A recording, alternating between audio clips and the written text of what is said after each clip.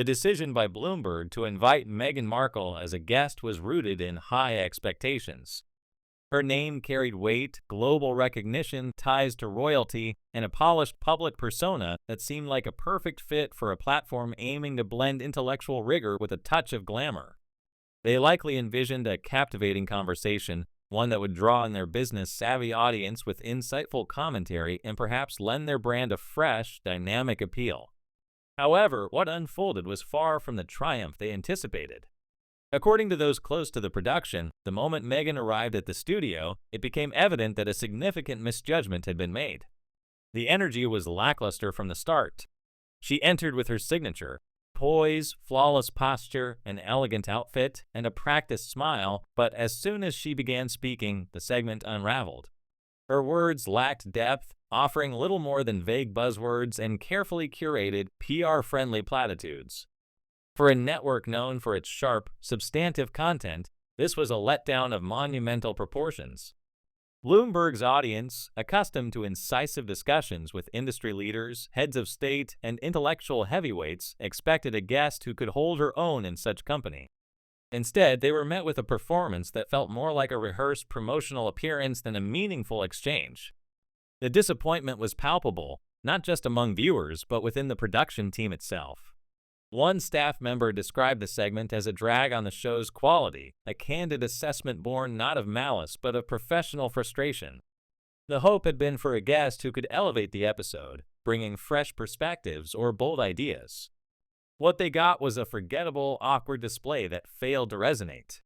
For a platform like Bloomberg, which prides itself on credibility and high standards, this was more than just a misstep. It was a blemish on their reputation. Behind the scenes, the atmosphere was tense. As the cameras rolled, the control room was filled with unease rather than excitement.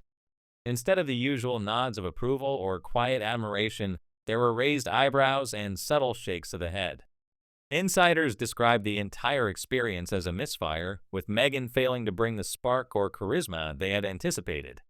Her presence felt heavy, weighed down by formulaic responses, calculated expressions, and a lack of genuine engagement.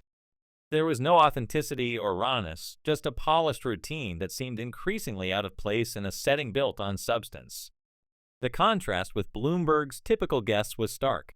The network regularly hosts figures who command attention with their ideas, challenge assumptions, and offer bold, actionable insights.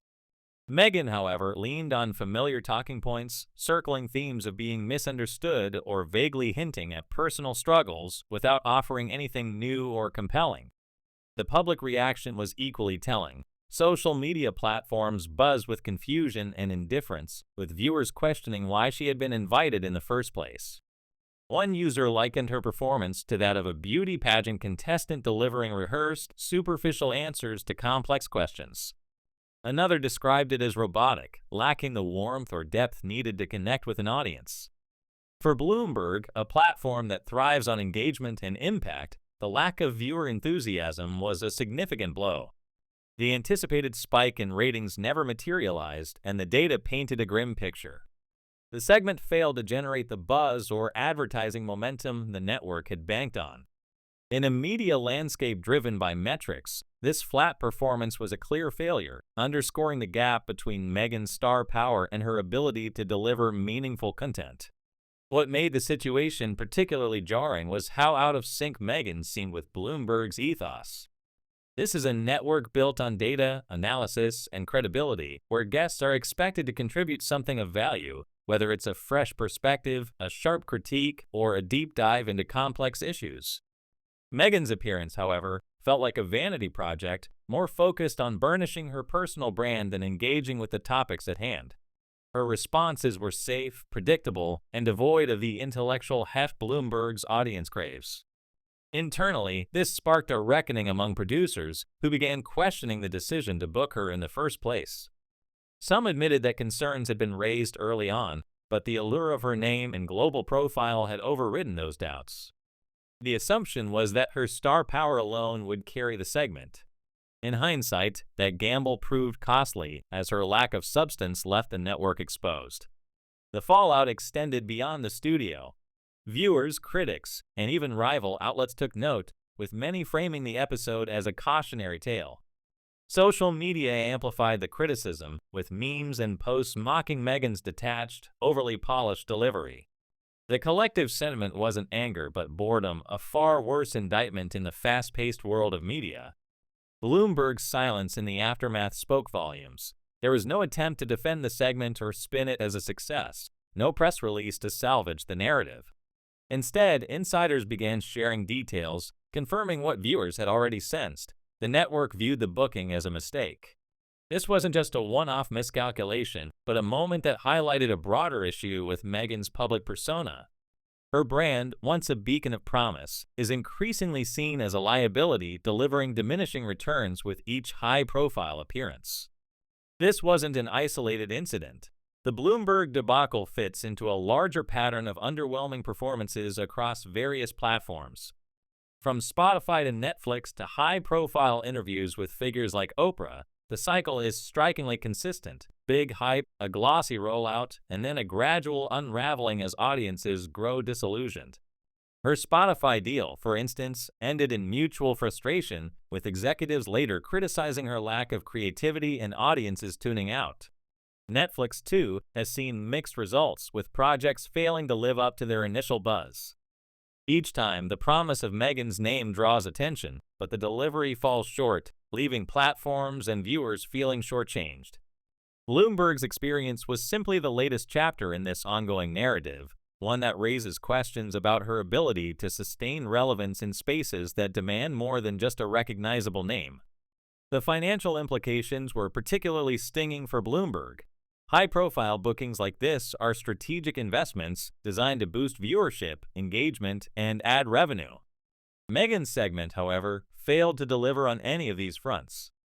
Clips from the interview barely gained traction online, and the lack of shareable moments meant the network missed out on the viral momentum they had hoped for. In an industry where every decision is scrutinized through the lens of data, this flat performance was a stark reminder that name recognition alone isn't enough. The segment didn't just fail to move the needle, it may have pushed it in the wrong direction, costing Bloomberg both financially and reputationally. The broader media industry took notice. Bloomberg's misstep became a talking point among analysts and rival outlets, with some using it as a case study in the risks of banking on celebrity without substance. For a platform of Bloomberg's stature, known for its rigorous editorial standards, the decision to invite Meghan raised eyebrows. It wasn't just about one lackluster interview. It was about what her appearance said about the network's judgment. Other platforms, from newsrooms to streaming services, are now reevaluating their own approaches to booking her. The consensus is shifting. Meghan is no longer a safe bet. Her name, once a guaranteed draw, is increasingly seen as a gamble that carries more risk than reward. Within royal circles, the reaction was quieter but no less pointed. Meghan's media appearances have long been a source of tension, each one distancing her further from the dignity associated with the monarchy.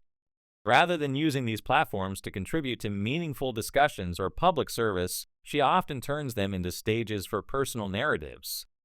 This self-focused approach chips away at the legacy she once represented, replacing it with a brand that feels more performative than purposeful. For Bloomberg, the regret wasn't just about a bad segment, but about buying into a myth that no longer holds weight.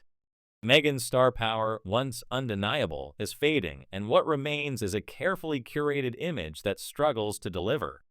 The public's response underscored this shift. Many who once supported Meghan during her early challenges with the royal family now express fatigue with her repetitive narrative.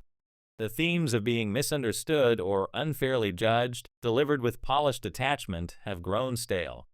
Social media posts reflected this growing disillusionment, with users noting the lack of urgency or authenticity in her performance. The segment wasn't about the issues Bloomberg had hoped to explore. It became about Meghan herself, her image, her story, her carefully crafted persona. In a space that values substance over style, this was a fatal flaw. What made the Bloomberg appearance particularly damaging was its predictability. Meghan leaned into the same talking points she's used before, offering nothing new or compelling. There was no shift in perspective, no fresh angle, just a rehashing of familiar themes wrapped in designer clothes and a practiced smile. For an audience expecting insight, this felt like a rerun of a show they'd already grown tired of. The segment didn't spark conversation or inspire debate. It simply fizzled out, leaving viewers indifferent and the network embarrassed.